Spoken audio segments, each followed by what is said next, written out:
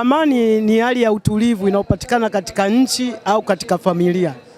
Amani inapovurugika nyumbani, mfano baba na mama hawaelewani, ina maana hata watoto malezi yao yanakuwa mabaya. Amani inapovurugika katika nchi, ina maana kitaifa, maendeleo, uchumi pia utayumba. Kwa hiyo amani ni kitu kimoja, kifupi naweza kusema kinahusiana na mambo ya utulivu. Amani, upendo na furaha viko ndani ya amani. Kwa kiasi fulani naweza kusema kwa asilimia 40 mpaka 35 mitandao ya kijamii inavuruga amani kwa kiasi fulani, kwa sababu kama sasa hivi tuko katika system ya vyama vingi. Kwa hiyo unakuta katika vyama vingi chama hiki kitasema hivi, chama hiki kinasema hivi, kila mtu anavutia upande wake. Mfano mimi ni CCM, siwezi nikamsifia labda UDP, kwa hiyo nitasema kibaya kuhusiana na UDP. Watu wa UDP hawezi kufurahi na maneno ya CCM. Kwa hiyo kupitia mitandao ya jamii vile vile tunaweza tukavuruga amani yetu. Mimi kwa upande wangu nikisikia mtu kama anavuruga amani, kama na mudu nitajitahidi kumwambia anachofanya sio kizuri.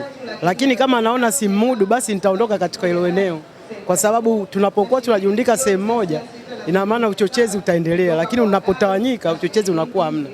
Baba wa Taifa wakati anadai uhuru, baada ya kupata uhuru alikuwa anacheza bao kwa ajili ya kutaka kuzungumza na watu na kujenga amani. Amani ambayo ilijengwa na Baba wa Taifa ni mzuri sana, kiasi kwamba alikubali michezo ichezwe na watu washirikiane, tuwe na kujitegemea, ujamaa na kujitegemea, akiwa na maana kwamba tukijitegemea tutakuwa na uwezo wa kujenga amani na kujijenga sisi wenyewe.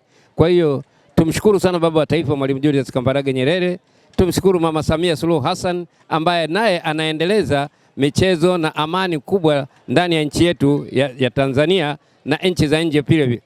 Umuhimu wa amani ni kwamba tukiwa na amani tutakuwa na mapenzi mema na tutakuwa tunafanya kazi yetu vizuri bila matatizo yoyote. Bila amani hatuwezi tukaishi vizuri katika nchi yetu.